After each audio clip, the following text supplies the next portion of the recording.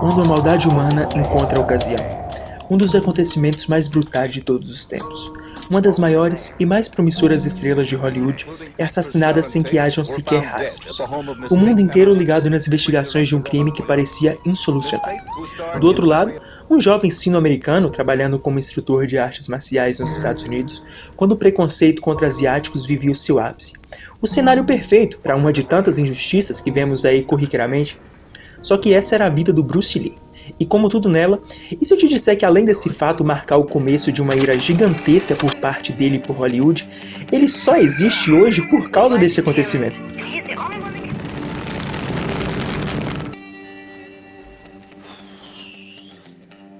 Parece que esse cantinho no fundo da minha casa não vai parar de me chamar mesmo, né? Fala galera, como é que vocês estão? Tudo bem com vocês? Meu nome é Lucas Lima e seja muito bem-vindo aqui ao nosso canal, valeu? Eu até peço desculpa pra vocês, depois de tanto tempo, né? Mas eu vou começar o vídeo de uma forma um pouco chata. É até estranho, porque todo esse tempo vocês nunca me viram falar de nada que não tem a ver com o tema do vídeo, mas é que isso realmente me corroeu. Cara, esse aqui é provavelmente o último vídeo que eu estou fazendo sobre Bruce Lee. Infelizmente, tem gente que não entendeu o contexto de legado. Então, é como se ela quisesse pegar o ídolo só pra ela. Só ela sabe de tudo, só ela entendeu toda a filosofia, mas pegar uma câmerazinha pra fazer um vídeo de 2 minutos... E assim, eu não tenho problema algum com críticas embasadas, construtivas e acima de tudo educadas. Pelo contrário, por exemplo, olha que comentário maneiro falando sobre a duração dos vídeos e eu explico que precisava das 4.000 horas do YouTube. É até gostoso ver quando as pessoas se engajam. Mas nem é isso, cara. É só literalmente a crítica pela crítica. Como se eu estivesse, sei lá, profanando a obra do Bruce Lee.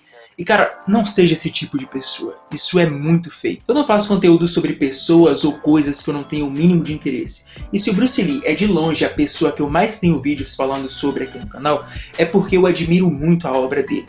Meu vídeo que mais me deu trabalho até hoje, e o segundo com mais views aqui no canal, eu não ganhei um único centavo com ele por causa de copyright. O YouTube me dá a opção de cortar o trecho. E de verdade, cara, não mudaria em absolutamente nada no contexto do vídeo. Mas pra mim, eu saberia que tá faltando algo. Talvez seja uma grande burrice minha, mas dentro do que eu posso, eu me preocupo muito em tentar trazer coisas inéditas, embasadas, bem trabalhadas. Tem vídeos aqui que eu vou buscar arquivos em sites em cantonês, para depois usar um app para traduzir para o inglês e só aí sim fazer a tradução para português. Coisas, cara, que você não vai achar em nenhum outro documentário sobre o Bruce em português. E se tem algo no canal que não tá na melhor qualidade, como som ou a imagem, cara, eu juro que eu sou a pessoa que mais repara nisso. E vai melhorar. Eu prometo, principalmente para mim mesmo. Eu tenho uma frase comigo, Rosenil. Se não mudar, não muda. Se continuar, continua. Outra coisa, uma thumbnail atrativo não é uma thumb falsa, cara. Isso o próprio YouTube que pede. E no fim, tudo dito aqui tem um gancho para enaltecer a obra do dragão. Mas não é apenas por isso que esse será o último vídeo. Fala o que você quer de uma vez, caralho. É que pegando de todos esses enigmas e lendas que cercam a sua história, a verdade é que eu já falei praticamente sobre todas as fases da vida dele. A sua ascensão, os mistérios a respeito da morte, como ele passou o bastão pro Jack Chan, até sobre a morte do Brandon a gente já falou aqui. Mas tem um período que ficou faltando, e é uma parte da vida do Bruce Lee que ficou apagada e que durante um bom tempo acredito que ele mesmo quis apagar. Então talvez para encerrar essa saga sobre a vida dessa lenda, eu vou dividir esse vídeo em 2 partes. Até pro pessoal que não gosta de vídeos longos, a passagem do Bruce Lee pelos Estados Unidos, como ele foi renegado por Hollywood e como o preconceito o levou a ser suspeito do assassinato de uma de suas melhores amigas, a atriz Sharon Tate. Toda essa passagem terrível pela ótica do dragão.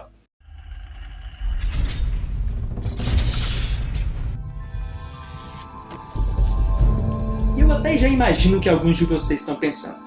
O que o Bruce Lee, um cara que fez sucesso no cinema de Hong Kong, tem a ver com um crime que aconteceu nos Estados Unidos e que envolvia uma atriz que era casada com um diretor de Hollywood? Pois bem, se vocês acham que o Ronaldinho é o rei dos rolês aleatórios, é porque vocês não conhecem a trajetória do Bruce. Um cara que foi desde dançarino de tchá-tchá-tchá até personagem do Bate-Verso e infiltrado na máfia chinesa. E eu sempre tenho que explicar isso porque tem muita gente que acha que o Bruce Lee era chinês, e não era. Ele era filho de chineses, mas nasceu nos Estados Unidos durante uma viagem. Mas isso foi uma coisa rápida. Parece que foi só uma forma do destino deixar uma porta aberta ali que viria a ser de extrema importância para ele depois. Mas rapidamente finalmente os seus pais voltam e ele vive toda a sua infância e adolescência em Hong Kong. O eterno estrangeiro.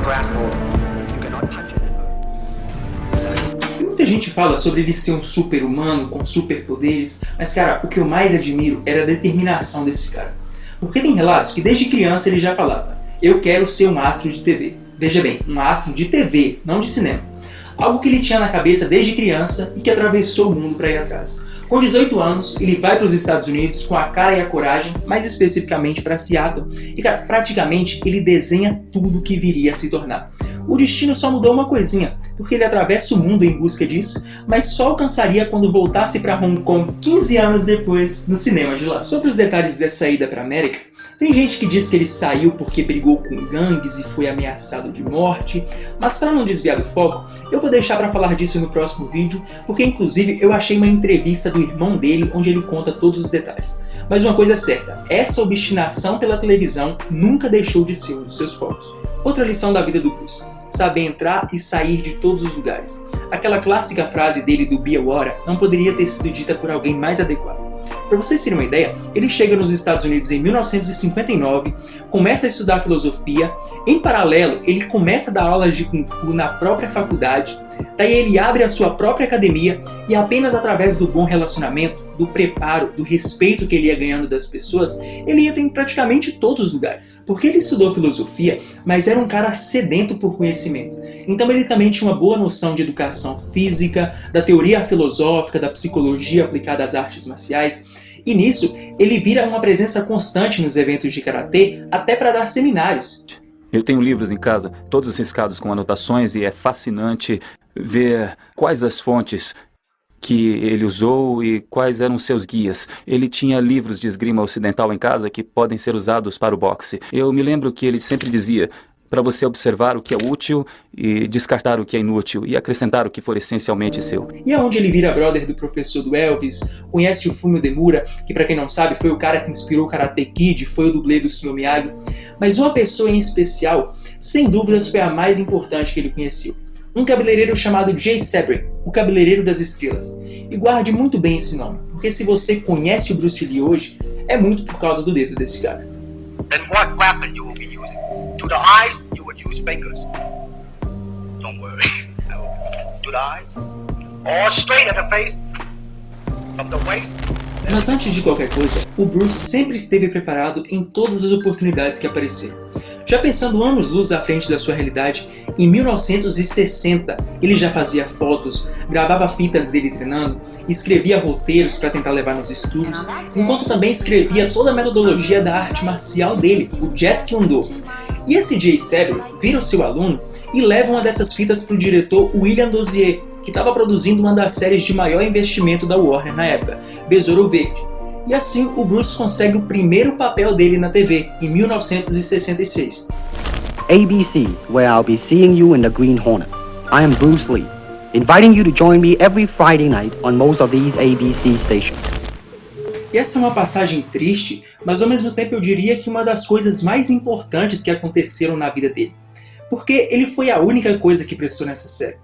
Tanto que acho que o personagem dele acabou se tornando até mais emblemático do que o próprio Besouro Verde, que era o protagonista.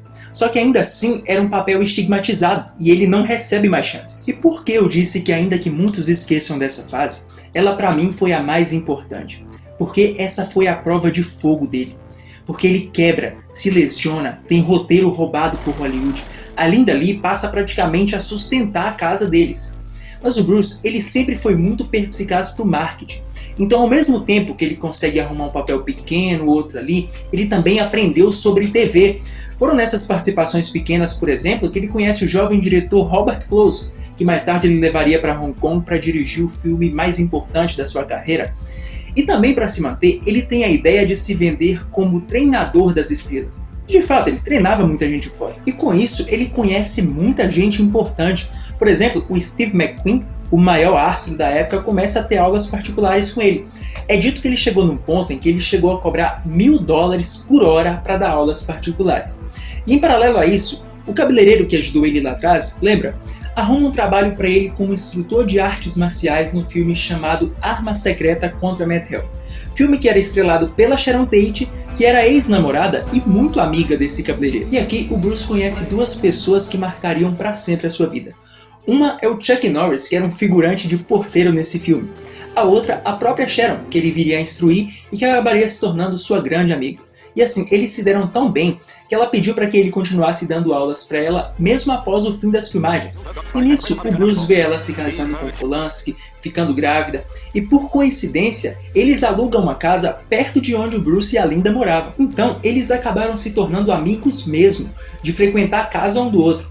Essa relação deles é até um pouco mostrada no filme Era Uma Vez em Hollywood, mas para vocês terem uma ideia do quanto eles se deram bem, a gravação desse filme foi em 1967 e essa amizade deles continuou até 1969, que é quando a Sharon foi assassinada.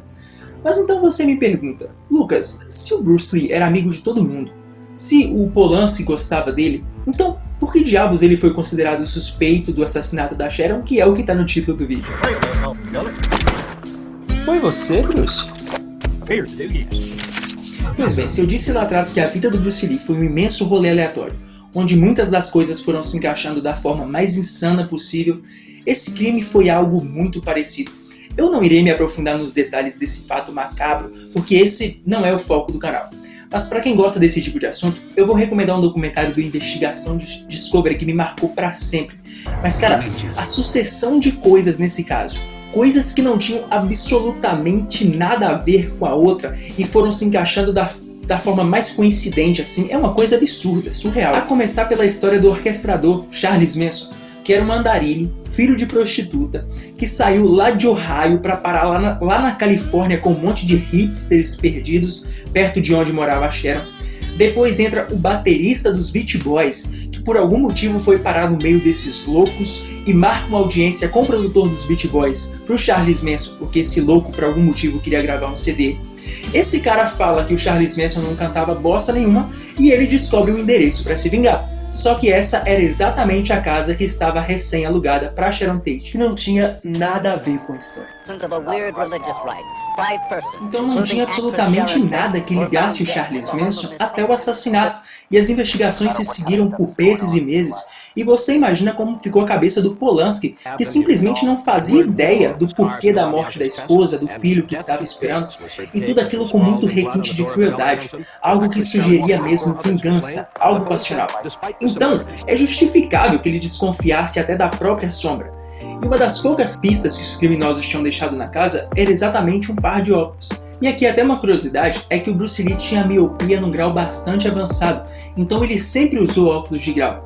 Inclusive tem até uma passagem de quando ele volta para Hong Kong para gravar o dragão chinês num lugar precário e ele perde a lente no meio dos entulhos e tem que terminar de gravar Zarolho. Mas voltando, o tempo ia passando e as investigações não avançam, e tudo aquilo tomou uma proporção gigantesca pela forma, o mistério e por se tratar de uma estrela de Hollywood, né? E nesse período, o Bruce foi uma das pessoas que mais estiveram próximas do Polanski. As aulas de Kung Fu eram alguns dos raros momentos de dispersão de tudo aquilo. E segundo o escritor Mario Poli, um dos biógrafos mais renomados do Bruce Lee, e que eu recomendo muito que você que é fã do Dragão conheça as obras dele, foi exatamente quando eles estavam indo para um treino que o Bruce comentou com ele que tinha perdido os óculos. E se você reparar, os óculos dele realmente eram muito parecidos com os que foram encontrados na casa. Então, eu até entendo as pessoas que já olham tudo pela ótica do preconceito, mas tente se colocar no lugar do cara também, ainda mais que foram 5 pessoas assassinadas. E talvez na cabeça dele, ele já associou isso às habilidades de luta do Bruce, e naquele momento na cabeça dele aquilo fez sentido de alguma forma. The police told Roman Polanski that one of the killers had lost his glasses at the scene of the crime. And so they were looking for somebody who had a certain prescription. Bruce Lee also wore glasses. He was nearsighted. And he was having a lesson with Roman. And he said, Roman, after this lesson I need to go get some glasses because I just lost mine. And Roman, who was grieving, obviously, was also personally trying to investigate the murders himself. And so for a very brief moment, Roman thought, oh my God, did Bruce Lee kill my wife? Já não tem escapatória não. Ou você vai pra cadeira elétrica, levar eletricidade no seu crânio até explodir, Certo. Ou você vai pro paredão levar chumbo grosso até a morte. Mas o que mais impressiona é a frieza que é relatada que o Polanski teve naquele momento. Porque ao invés de acusar de forma precipitada, ele se oferece para comprar os óculos pro Bruce como presente, depois compara as medidas dos óculos com o deixado pelos criminosos e vê que realmente não se tratava dele. E dali a algum tempo, a polícia chega até a gangue do Charles Manson por conta de vários outros crimes tão macabros quanto e juntam ali as peças, né? Então, Polanski sugeriu, ei, por que eu não te levo pra loja e eu compro os óculos pra você como presente? Essencialmente tentando descobrir se o Bruce era o assassino. Eles foram até a loja e o Bruce disse a prescrição pra moça. E não era mesmo. Então Roman percebeu, ok, não é ele. Ele estava aliviado. Ele não achava de verdade que era ele, mas naquele momento, Charles Manson teria escolhido uma casa aleatória, colocou os familiares com a mão na cabeça, então ordenou que os seus seguidores entrassem. Tudo isso é descrito na biografia Bruce Lee A Life do Mariupol, mas também foi relatado pelo próprio Polanski numa autobiografia anos depois. Mas o mais curioso é que o Bruce Lee morreu sem saber que o amigo tinha desconfiado dele. E uma forma que o Polanski encontrou de ficar com a consciência tranquila, mesmo sem ter acusado verbalmente, teria sido pagando uma viagem para o Bruce para a Suíça, onde inclusive teria sido um dos macacões de esquiar que teria inspirado o clássico traje do filme Jogo da Morte. Do que é forjado uma lenda?